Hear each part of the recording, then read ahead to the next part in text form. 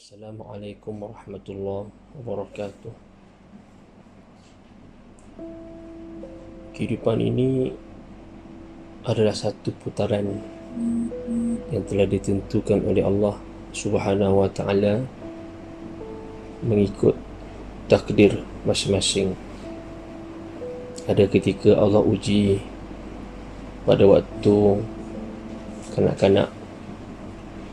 Ada ketika Allah uji pada ketika kita meringkat remaja.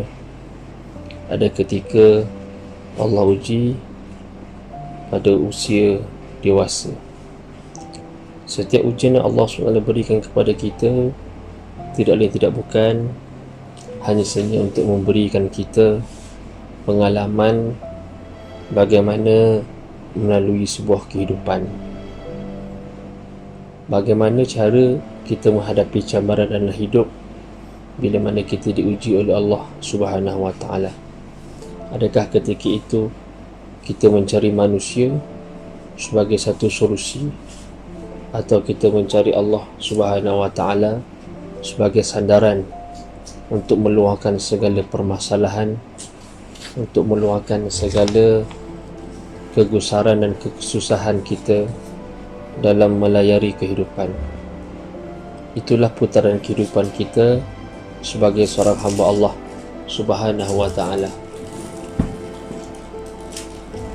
Jika dulu kita hanya mengenal A, B, C, jika dulu kita hanya tahu mengira 1, 2 dan 3, jika satu masa dahulu kita hanya mengenal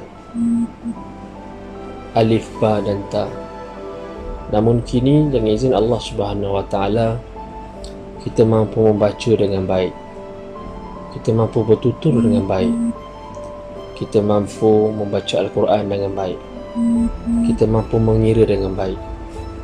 Inilah putaran kehidupan kita sampai satu ketika nanti kita akan kembali untuk tidak mampu bercakap dengan baik, untuk tidak mampu mengira dengan baik, bahkan kita lemah atau kita lupa apa yang telah kita lakukan. Kerana itulah putaran kehidupan kita sebagai seorang hamba Allah Subhanahu wa taala. Kita bermula daripada tiada apa-apa dan kita berakhir juga dengan tiada apa-apa. Akan tetapi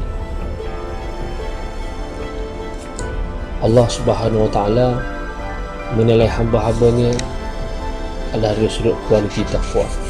Inna akramakum indallahi atqakum. Sesungguhnya mulia di sisi Allah Subhanahu wa taala adalah di kalangan kamu, di kalangan orang yang bertakwa di kalangan kamu. Oleh kerana itu kita perlu berusaha untuk membawa bekalan takwa sebelum kita bertemu dengan Allah Subhanahu wa taala. Dan takwa adalah satu bekalan yang paling mahal bila mana kita menghadap Allah Subhanahu wa taala. Kerana ketika kita menghadap Allah Subhanahu wa taala, Allah tidak tanya berapa tinggi pangkat kita.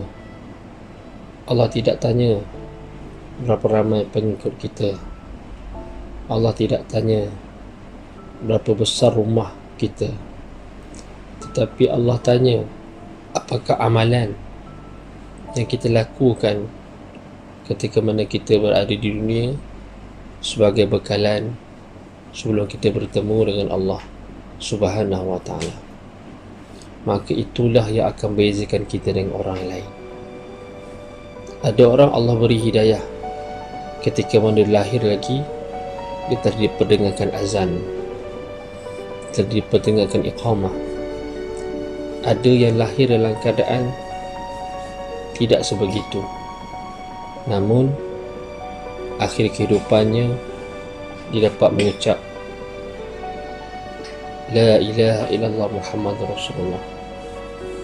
Ada pula permulaan kehidupannya sangat baik, berada dalam hidayah Allah Subhanahu wa taala, namun akhirnya tidak seperti mana permulaannya.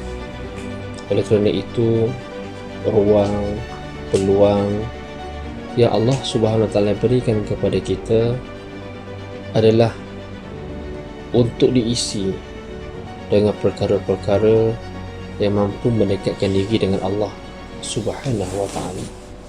Kerana itulah kunci untuk kita bertemu dengan Allah Subhanahu Wa Taala, dan itulah kunci membuktikan kita tidak pernah mensia-siakan peluang menjadi seorang hamba Allah Subhanahu Wa Taala dengan mengabdikan diri kepada Allah Subhanahu Wa Taala.